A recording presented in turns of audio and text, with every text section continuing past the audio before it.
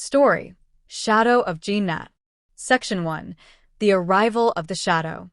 The old village lay far from the main road, surrounded by barren fields and a thin line of neem trees swaying under the night wind.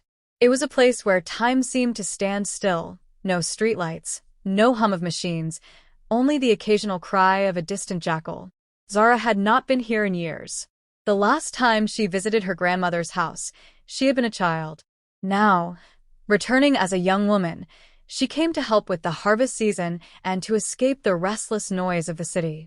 She carried her small suitcase up the cracked stone steps, breathing in the scent of earth and wood smoke. Her grandmother, a frail but sharp-eyed woman, greeted her with a warm smile. Inside, the small clay house was lit by a single lantern, casting long shadows along the mud-plastered walls. After a simple dinner, they sat together, sipping tea. It was then that her grandmother's voice grew low and serious. "Zara, there is something you must remember. No matter what you hear or see, never look into the old well after dark. And especially not at midnight." Zara frowned. "Why?" Her grandmother's gaze shifted to the small, dusty window, as if checking for unseen ears. "Because it's cursed. Long ago, a villager vanished after standing too close. Since then, there have been whispers and a shadow that walks on nights when the wind is still." Zara smiled faintly, assuming it was just one of the old folk stories meant to scare children. She didn't believe in such things, at least not yet. That night, the village fell into a deep silence. Zara lay in the small room her grandmother had prepared for her, listening to the creak of wooden beams in the roof.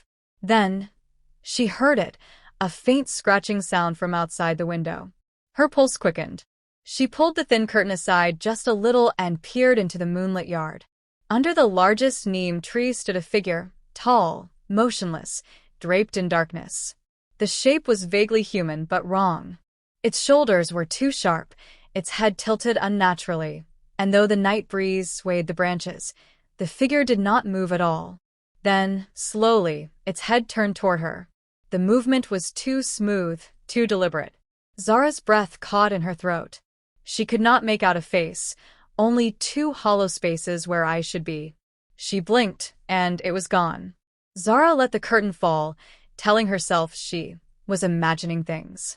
Yet the room felt colder, the air heavier, as if the shadows still lingered just beyond sight. Somewhere outside, the wind carried a sound. It might have been leaves rustling. It might have been something else. Either way, sleep did not come easily that night. Section 2. Whispers in the Dark. The morning sun warmed the clay walls, and the sound of roosters broke the uneasy stillness of night. Zara tried to convince herself that what she had seen was only a trick of the moonlight. She spent the day helping her grandmother in the fields, carrying baskets of freshly cut wheat. Yet, she noticed something strange. The villagers avoided meeting her eyes. When she greeted them, they gave curt nods and moved on quickly, their expressions clouded with something between fear and pity. Later, while they rested in the shade, an old man with a wrinkled face and clouded eyes shuffled toward her. His name was Malik, and he was known as one of the oldest living villagers. He leaned on his wooden stick and spoke in a low, trembling voice. "Child, the shadow you saw last night, it hunts for company. Do not stay outside after sunset. And whatever you do, never answer when it calls your name." Before Zara could ask more, he turned and hobbled away, disappearing into the fields. That night, the air felt colder. The village's lamps flickered in the wind, and the neem trees creaked under invisible weight. Zara lay awake, listening to the stillness, until she heard it again, a sound from the direction of the old well. It was faint at first, like the wind sighing through the stones. But slowly, the sound formed into words. "Zara, Zara." Her heart thudded in her chest. The voice was not strange. It was achingly familiar. It was her father's voice, soft and warm, exactly as she remembered it before he passed away years ago. She sat up, her breath quickening. The voice called again, closer now. "Zara, help me. I'm here." Every instinct told her to step outside, to run to him. Her bare feet touched the cold mud floor as she moved toward the door. But her grandmother's warning echoed in her mind. Her trembling hand reached for the latch, then stopped. She turned toward the window instead, lifting the curtain just enough to see the courtyard. The shadow was back. It stood nearer than before, halfway between the neem tree and her window. The moonlight seemed to bend around it, its edges rippling like smoke. Its arms were long, too long, hanging down almost to the ground. Slowly, one of them rose, reaching toward her window. Zara stumbled backward, the curtain falling shut. She pressed her back against the wall, her breath shallow. The whispers outside grew softer, fading into the sound of the wind. A sudden gust of icy air rushed through the room, even though every door and window was closed. Zara clutched her blanket, her eyes wide in the dark. This was no dream. Something was out there, and it knew her name. Section 3. The Trap of the Jinn. By morning, Zara's face was pale, her eyes shadowed from another sleepless night. She tried to hide it, but her grandmother noticed. Over breakfast, Zara finally spoke. "Dottie, the shadow is real. I've seen it. Twice." Her grandmother set her cup down with a trembling hand. "I prayed you would not notice it. The jinn at the well has waited for years, searching for a soul to claim. It was bound there by black magic long before I was born. It cannot enter a home unless you invite it, but it knows how to tempt." Zara shivered. "Last night, I heard Baba's voice." Her grandmother's eyes filled with sorrow. "That's how it hunts. It becomes the one you long to see most, so you will come willingly." The day passed under a thick veil of unease. The wind barely stirred, and even the birds seemed quieter than usual. By evening, dark clouds rolled in, heavy with rain. When night fell, the storm began. Thunder cracked across the sky, and rain pounded on the clay roof. The electricity flickered, then died, plunging the house into darkness. The only light came from a faint, unsteady lantern in the corner.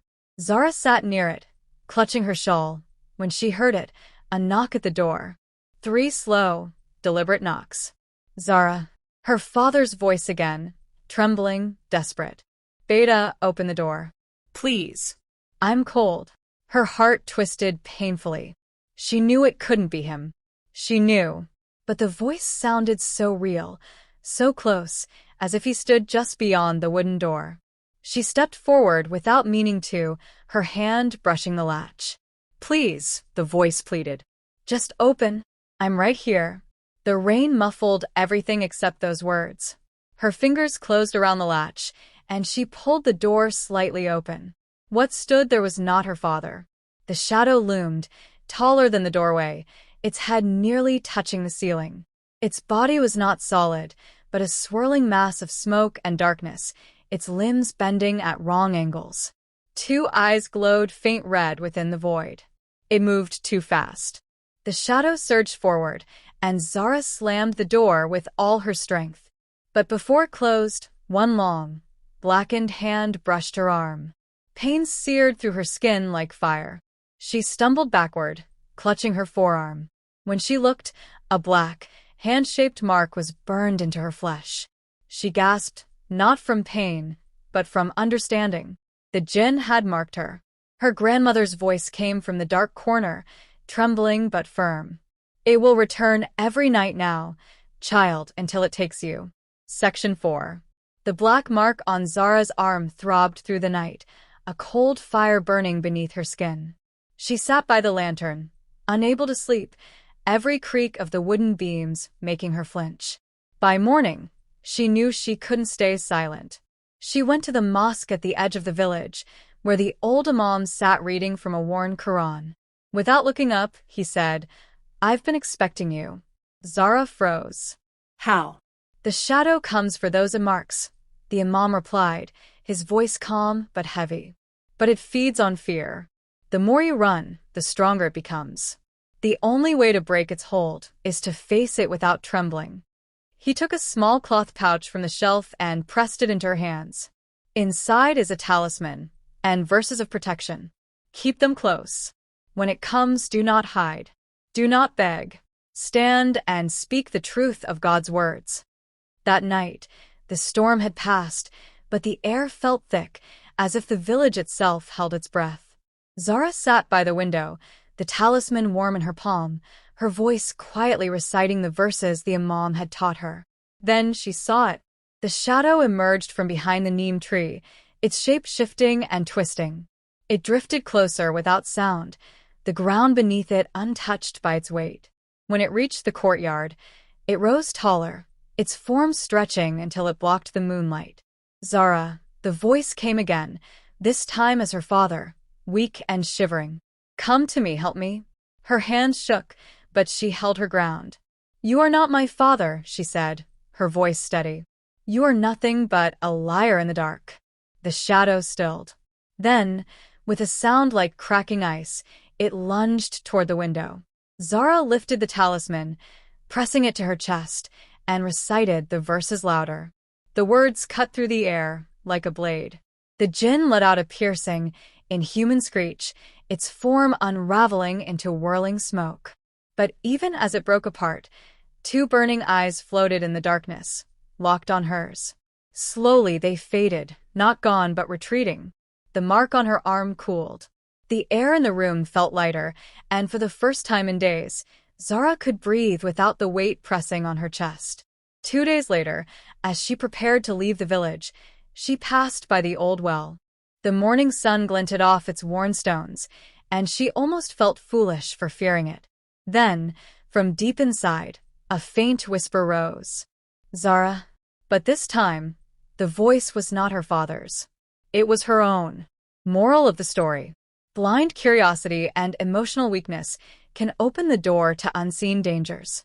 In the face of fear and deception, faith, courage, and self-control are the strongest shields against the darkness.